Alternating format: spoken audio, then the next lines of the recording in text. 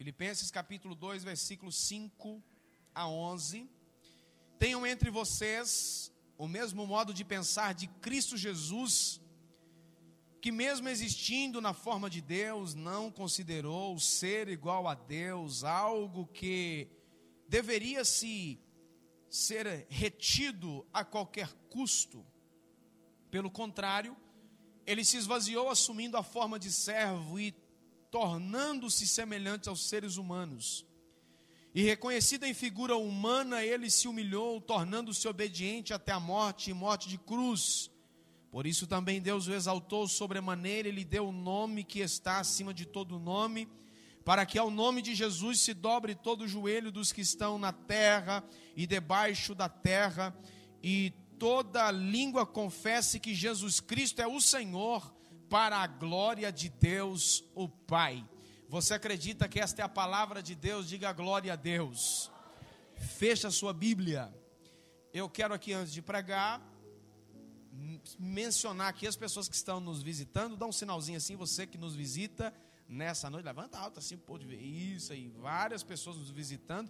Vamos aplaudir o Senhor pela vida desse povo. Glória a Deus. Alegria receber vocês aqui, que Deus os abençoe grandemente, é uma graça mesmo te receber aqui. Esteja à vontade, volte outras vezes, sempre que você desejar.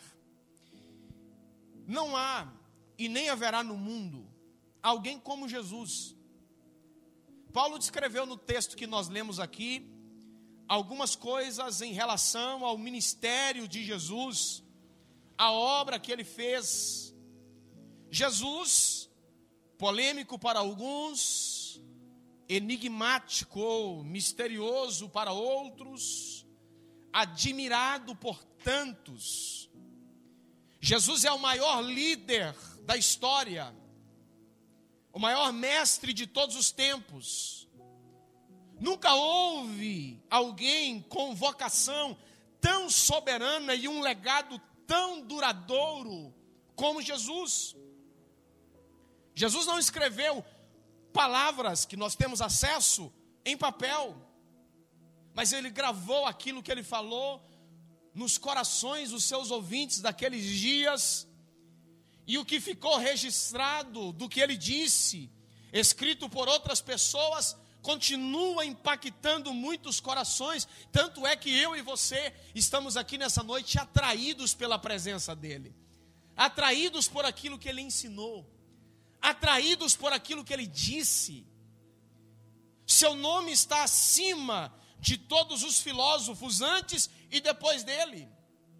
Jesus não deixou nenhum livro, nenhum tratado, nem sequer uma página escrita.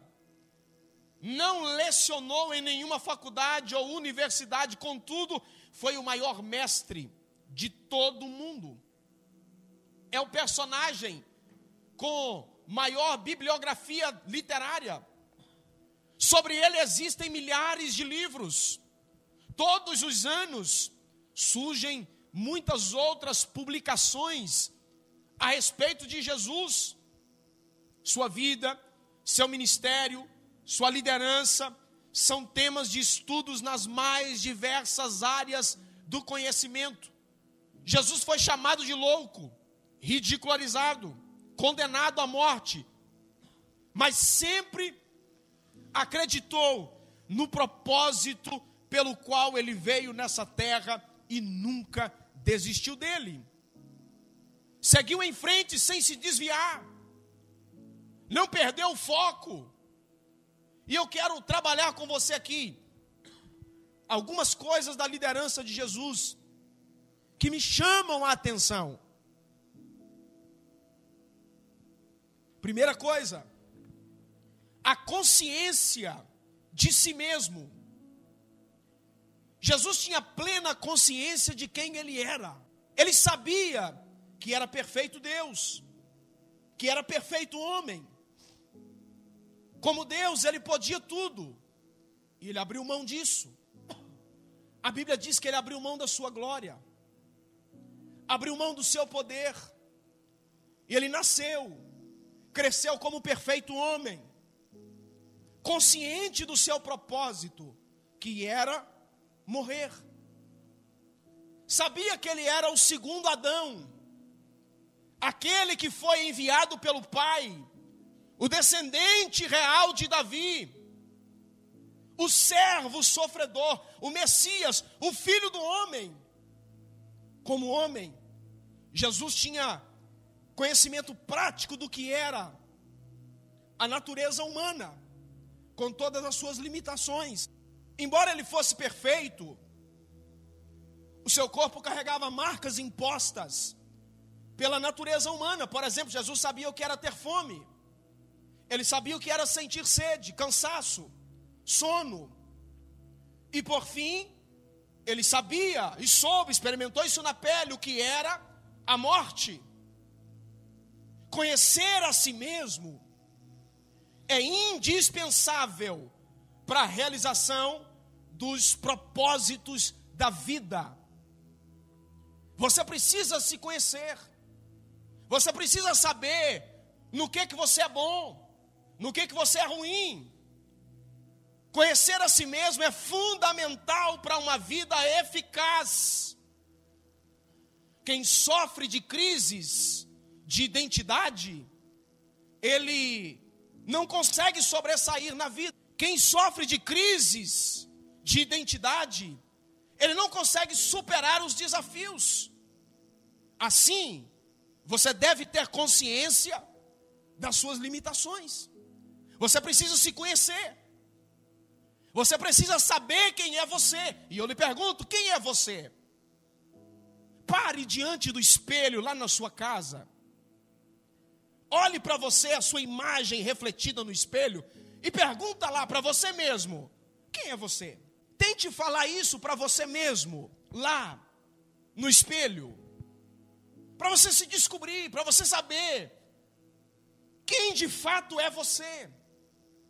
Apenas conhecendo a você mesmo é que você vai conseguir cumprir os propósitos de Deus na sua vida. Sem esse autoconhecimento, sem essa ficha cair da sua identidade, vai ficar difícil.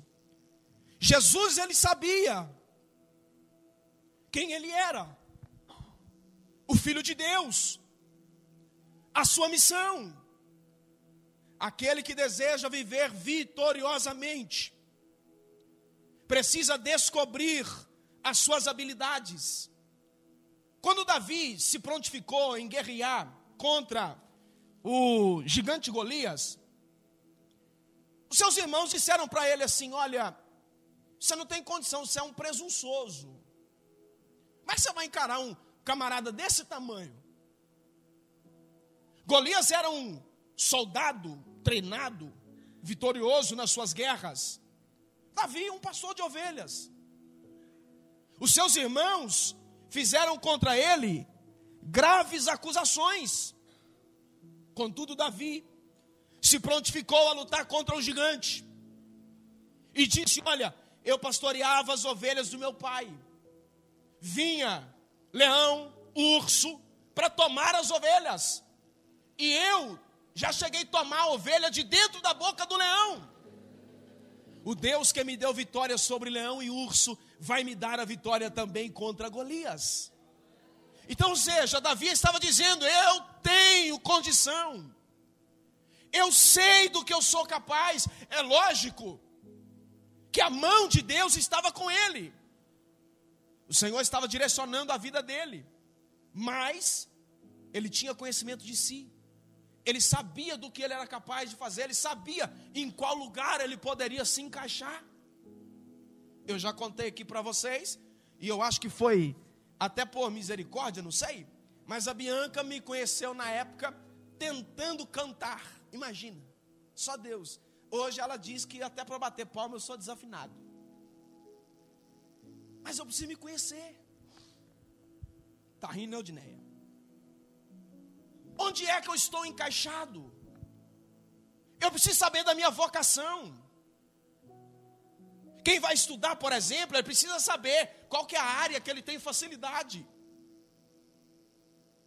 para você fazer o curso certo. Qual que é a sua habilidade? Qual que é a área que você sente mais atraído? É nessa área que você vai investir. E para isso, você precisa se conhecer.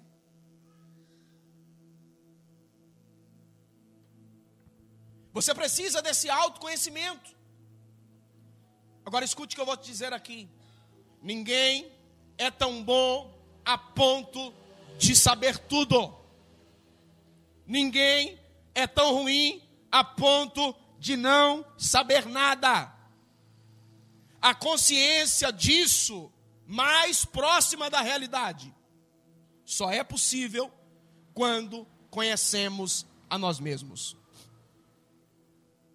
Você precisa se conhecer. Jesus tinha conhecimento de quem ele era, conhecimento de si mesmo.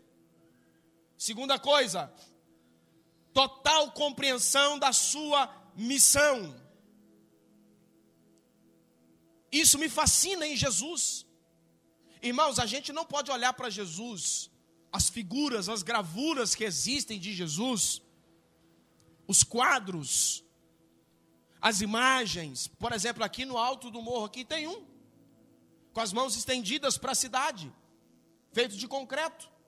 E às vezes a gente olha e pensa, que pena de Jesus, foi crucificado injustamente. Às vezes a gente chega a dar dó das gravuras.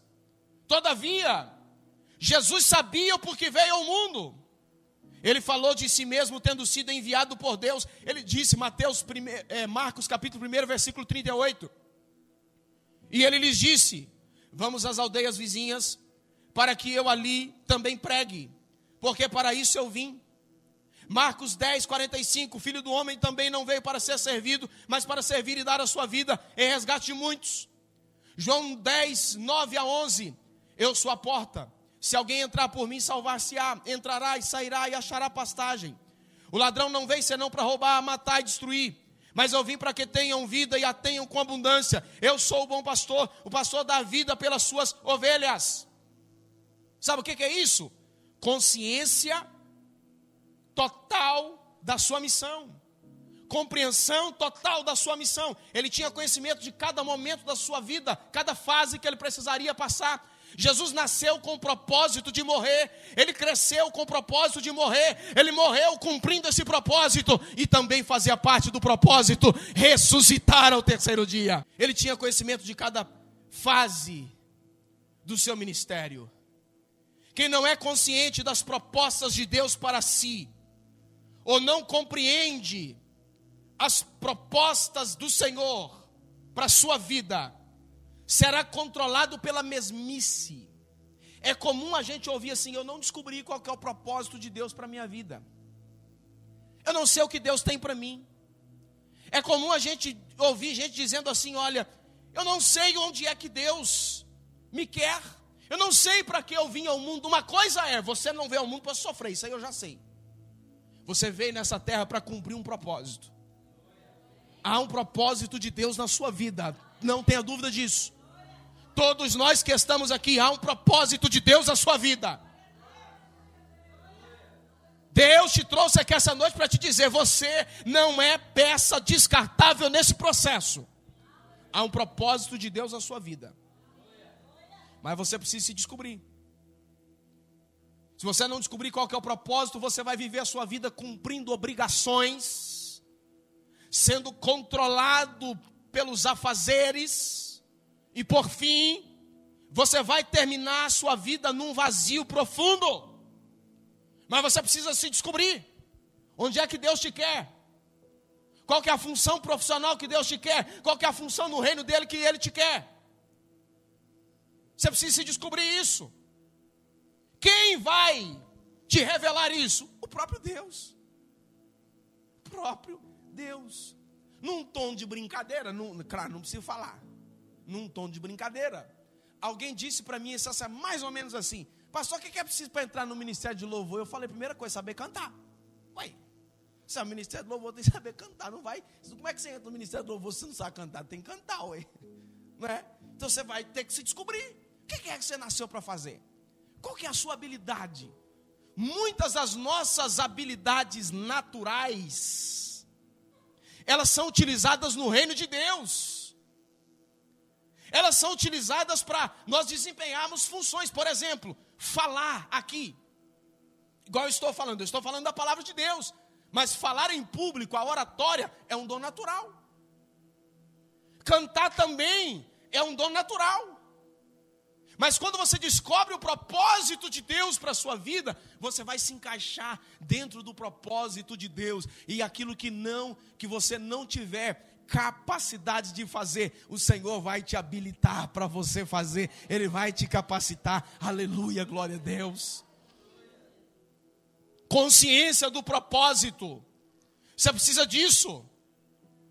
Olha o que Jesus disse para os discípulos: saí do Pai e vim ao mundo. Outra vez deixo o mundo e eu vou para o Pai. Disseram-lhe os seus discípulos: eis que agora falas abertamente e não dizes por parábola alguma. Agora conhecemos que sabes tudo e não precisa de que ninguém te interrogue. Por isso cremos que saíste do Pai. Ele tinha essa consciência, Jesus, e ele colocou isso na cabeça dos discípulos. Ele falou de maneira tão convincente aos discípulos que agora eles mesmos estavam dizendo: olha, nós reconhecemos que o Senhor veio do Pai. Reconhecemos que o Senhor está voltando para lá, porque o Senhor veio dele. Um outro texto ainda, Lucas 9:22.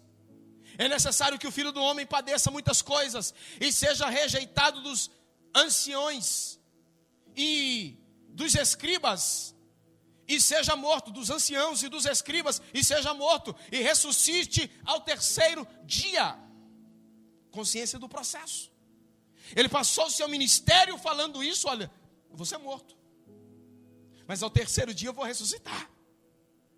Tanto é que Pilatos mandou, por causa de um pedido político dos religiosos, uma guarnição de soldados para tomar conta do túmulo de Jesus, porque os próprios discípulos disseram assim, que ao terceiro dia ele ressuscitaria.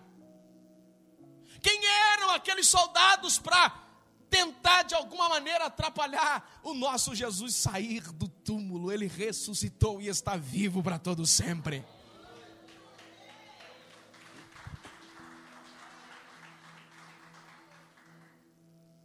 Sua missão teve tanto sucesso que, passado 2000 anos, continua funcionando e impactando vidas como antes. Cientistas, empresários, políticos, artistas dedicam suas vidas a um propósito temporal. Passa. O legado de qualquer artista, de qualquer político, o legado de qualquer filósofo, ele é por um tempo.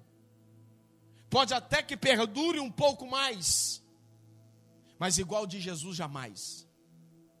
Quando morrem esses homens, eles são levados a um espaço pequeno e frio dentro de um túmulo.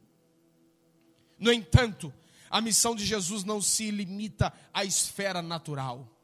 Por mais importante que seja, e é importante e indispensável, o trabalho de um professor na sala de aula, tem alguns me escutando aqui agora.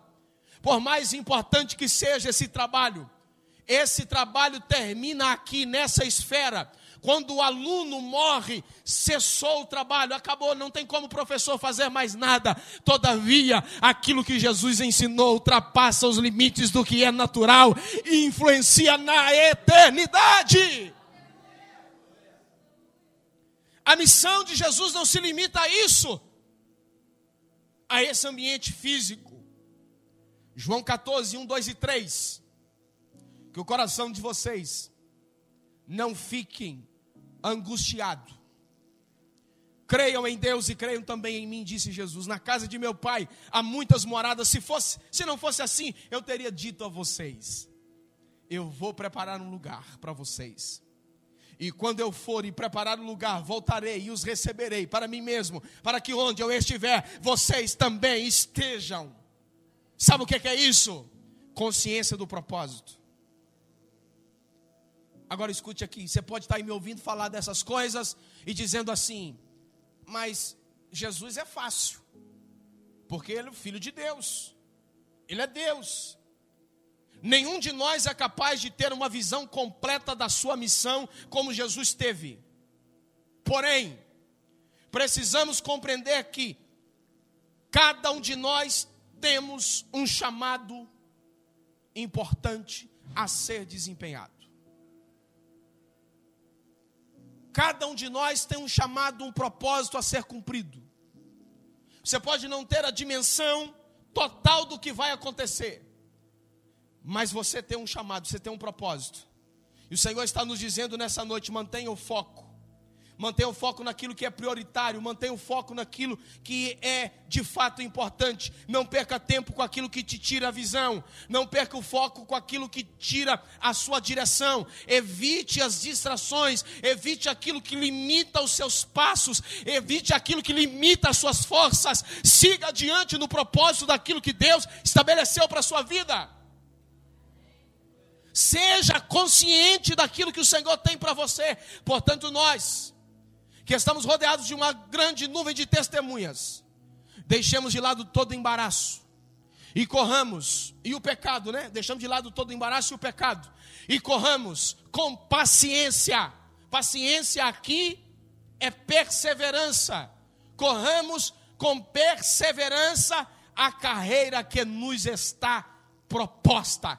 Há um propósito de Deus para a sua vida e você não pode perder tempo nisso, meu filho. Viva o propósito de Deus. Viva o propósito de Deus para o reino dele. Viva o propósito de Deus para a sua família. Viva o propósito de Deus para a sua vida profissional. Viva o propósito de Deus para a sua vida. Viva de maneira intensa a sua vida. Você só tem uma vida e passa rápido. Viva isso, se descubra e viva isso de forma intensa na presença de Deus. Terceiro aspecto que me chama a atenção na vida de Jesus: a sua capacidade ou habilidade de formar discípulos. A capacidade de Jesus em formar discípulos foi algo extremamente marcante. Cristo escolheu homens comuns e os treinou, e os capacitou.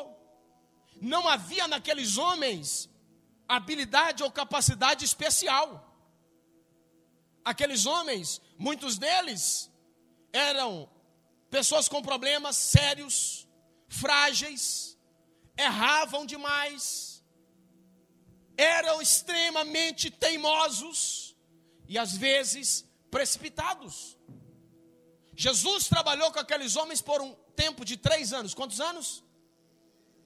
Fala, irmão.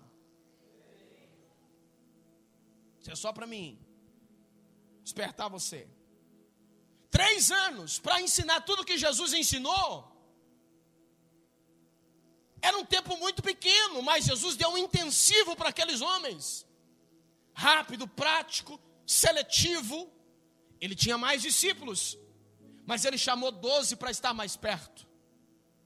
Agora escute aqui o que eu vou lhe dizer. O ministério de Jesus, que ele chamou esses 12 para estar mais perto, o objetivo era treiná-los para que sua obra fosse continuada.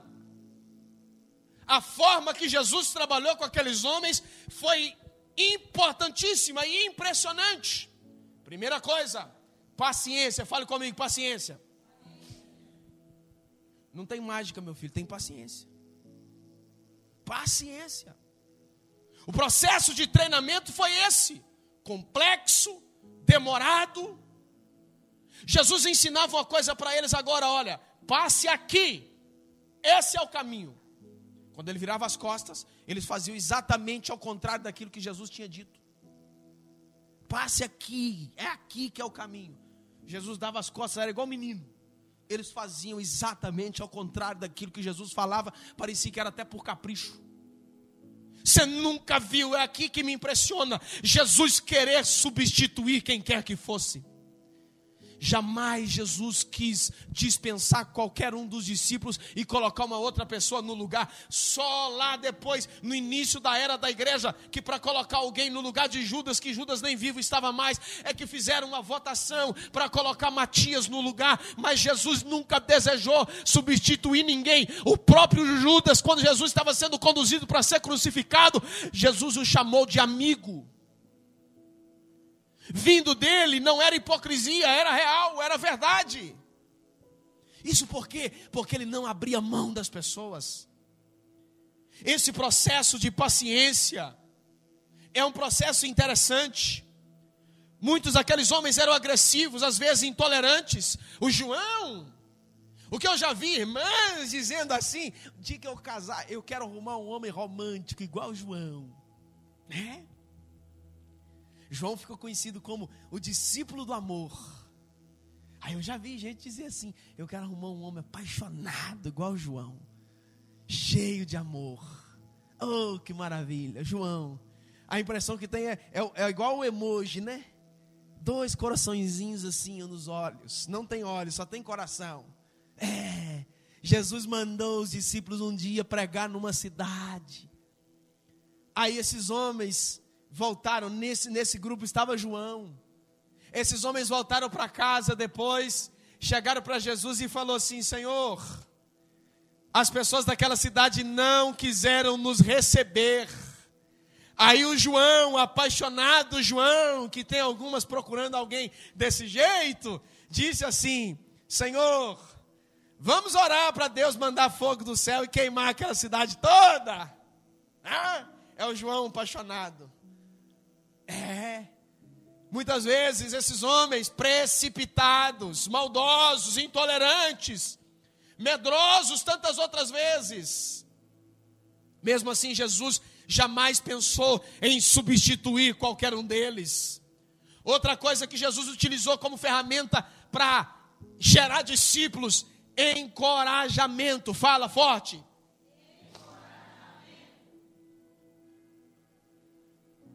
Guarde aqui o que eu vou te dizer. Uma palavra de encorajamento durante o fracasso vale mais do que um elogio depois de uma vitória. Quando alguém está cabisbaixo, quando alguém está para baixo, quando alguém está desanimado, astral lá embaixo, autoestima baixa, quando alguém está assim, você chega para essa pessoa e dá uma palavra de ânimo, muitas vezes tem mais valor do que você elogiar ela quando ela acerta. E Jesus utilizou disso. Um dia os discípulos haviam tentado pescar a noite inteira e não tinham pegado um peixe sequer. Voltaram depois da pescaria cansados. Jesus chegou, depois de ter utilizado o barco de Pedro para ensinar a multidão. Jesus disse para ele: olha, leve esse barco para onde as águas são mais profundas e lance a rede. Diz o texto que os discípulos fizeram isto. E quando puxaram as redes, vieram tantos peixes, mas tanto peixe, que as redes começaram a se romper, de tanto peixe que apanharam. Jesus acreditou e liberou uma palavra de encorajamento. Receber uma palavra de coragem diante dos desafios é importante para a continuidade do propósito. Tem gente que acha que o elogio é do diabo. Não, gente. Elogio não é do diabo. Tem a maneira certa de fazer, tem a hora certa de fazer, o lugar certo de fazer. Só isso. Agora, se você começa a fazer uma coisa e alguém só critica, só fala mal, coloca defeito, daqui a pouquinho você não quer saber daquilo mais. A pessoa que está envolvida em alguma tarefa, em algum plano, ela precisa de uma palavra de ânimo. Olha, você está no caminho certo, você está na direção certa. A maneira como você vai falar, como você vai fazer esse elogio, o lugar certo, a forma certa, a pessoa também precisa ser inteligente para receber esse elogio. E saber que aquele elogio não é para sua exaltação. Tem uma coisa aqui, eu já disse isso aqui na igreja em uma outra ocasião, vou repetir. A glória, ela é sempre de Deus. A glória é de quem? Mas a alegria é nossa, irmãos. Deus não divide a sua glória, mas Ele divide a alegria. A alegria é nossa. Como é bom fazer e fazer bem feito. Como é bom deixar as pessoas bem. Como é bom Em Juízes capítulo 8 nós lemos que o Senhor chamou Gideão para uma batalha. O texto diz que aqueles homens chegaram às margens do rio Jordão, cansados da peleja. E o texto diz que eles foram renovados. Eles foram renovados porque eles entenderam o propósito de Deus que havia no coração deles. Encorajamento. Uma palavra de Deus para a sua vida aqui nessa noite faz assim como quem recebe. Não fique prostrado. Levante a sua cabeça, meu filho. Eu sei que tem gente me ouvindo aqui, enfrentando lutas terríveis, enfrentando batalhas terríveis, enfrentando adversidades, incertezas. Gente sem saber o que fazer, gente sem ver uma luz no fim do túnel. O Senhor está dizendo para você: levanta a sua cabeça, vai dar certo. Um dia novo vai raiar, há uma luz no final do túnel, há um novo dia sendo preparado para você, uma página em branco sendo entregue na sua mão, para você escrever um novo dia. Então vai, não desanime, foque e vai adiante. Quando você recebe essa palavra, diz amém. Devemos aprender com Jesus que o nosso chamado não é apenas pregar, mas também formar discípulos. Jesus gerou discípulos. Jesus gerou seguidores. Ele impactou muitas vidas para que aquelas pessoas dessem continuidade àquilo que ele estava fazendo. A missão dele para a igreja não é só que preguemos, mas é que também façamos discípulos. Billy Graham tem uma morreu. Billy Graham disse o seguinte: a salvação é de graça, mas o discipulado custa tudo o que nós temos. É preciso nos esforçar, é preciso ter persistência. Alguém que você está evangelizando, você vai falar uma vez, 2 vezes, 3 vezes, 1 mês, 1 ano, mas a mensagem está sendo semeada. Todavia nós precisamos ter a consciência de que o discipulado tem mais a ver com o discípulo do que com o mestre. O discípulo ele precisa ser ensinável. Para que o discipulado tenha resultado, o discípulo precisa ser ensinável. As verdades da palavra de Deus que te confrontam, você precisa abrir mão das suas pré-definições e pensamentos que você achava que era de um jeito, para agora aprender de maneira diferente. Mas a gente não gosta disso. A gente gosta de achar que a gente está certo e não arreda o pé. É assim, porque arredar o pé, admitir que a gente estava errado em alguma coisa, mexe com o nosso ego.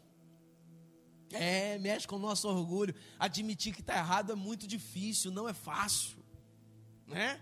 Principalmente para quem é sanguíneo, igual eu. É quase hemorrágico, né? Por aí. Admitir isso é difícil. Todavia, nós precisamos entender que a vida é um aprendizado e nós precisamos aprender. Aprender principalmente com o nosso mestre. Jesus tem muita coisa para nos ensinar. O exemplo de vida de Jesus e as suas palavras nos ensinam muito. Para Jesus a humanidade não era um projeto falido. Eu encerro aqui dizendo isso para você. Jesus nunca olhou para a humanidade como um projeto falido. Alguém pode olhar para você e até achar que o seu caso é perdido. Deus te trouxe aqui para te dizer que você não é um projeto falido. Você não é um projeto falido, você é valioso. Você tem um valor. Vou usar, eu falei isso aqui outro dia, eu vou repetir, e usando a mesma expressão, e a expressão é essa até realmente para te impactar. Jesus não seria idiota de morrer por algo que não presta, por algo que não tem valor. Ele morreu por nós, Ele deu a sua vida por nós, porque nós somos valiosos. Paulo disse que o ser humano é a coroa da criação, de todas as criaturas belas que existem no universo. A principal criatura sou eu e você. Nós somos a coroa da criação, nós somos valiosos, fomos feitos à imagem e à semelhança do Deus Criador. Você não é um projeto falido. cheio de defeitos, cheio de problemas, é verdade. Cheio de imperfeições, é verdade, até teimoso, é verdade, mas você não é um projeto falido. O Senhor investiu, e investiu caro na sua vida. Apesar das guerras, apesar da violência, da insensibilidade do ser humano, e de muitas vezes até as suas loucuras, Jesus deu a sua vida por nós. Ele investiu alto em nós. Jamais alguém investiria tão caro na nossa vida como Jesus investiu. Ele investiu a sua vida na minha e na sua vida. Ele trocou a vida dele. Ele trocou a vida dele pela nossa. Ele investiu em mim e você. Eu repito que ele investiu em mim e você. Oh, aleluia, aleluia, aleluia, aleluia, aleluia, aleluia. Levante a sua mão para o céu e por um instante celebre ao Senhor aí onde você está. Libere um brado de glória a Deus, libere a sua adoração. Fale alguma coisa para Ele aí onde você está. Oh, Ramachuieira, Mahara, Xéria, Nahaya, Xúria. Ele investiu em você um preço alto. Vale a pena ficar firme na presença de Deus. Vale a pena servir ao Senhor com alegria. Satanás é um miserável, um desgraçado. De vez em quando ele começa a soprar nos ouvidos de alguém os seus defeitos do passado, os seus problemas do passado, fazendo alguém se sentir inferiorizado, fazendo alguém ficar cabisbaixo, fazendo alguém se sentir desmerecido. Mas o Senhor está dizendo: você é importante e eu te amo. Você é importante e eu te amo. Eu não abro mão de você. Não abro mão de você. Não abro mão de você. O Senhor te ama. O Senhor te ama. Uma das coisas que você precisa sair daqui nessa noite sabendo, faz parte da sua identidade. Eu falei lá no começo, você precisa ter consciência de si mesmo. Uma das coisas que você precisa sair daqui sabendo, com consciência, que você é filho de Deus, que você é amado do Pai. Você não é um qualquer. Você pode não ter bens, muitos bens. Você pode não ter uma casa no seu nome, você pode não ter um carro no seu nome. O cartório que registra os bens das pessoas pode não saber nem que você existe. Mas todavia, teu nome está registrado no maior livro da história. Teu nome está registrado no livro da vida. Teu nome está escrito lá no livro dos céus. Oh, aleluia, tu é filho amado. Você é filho amado.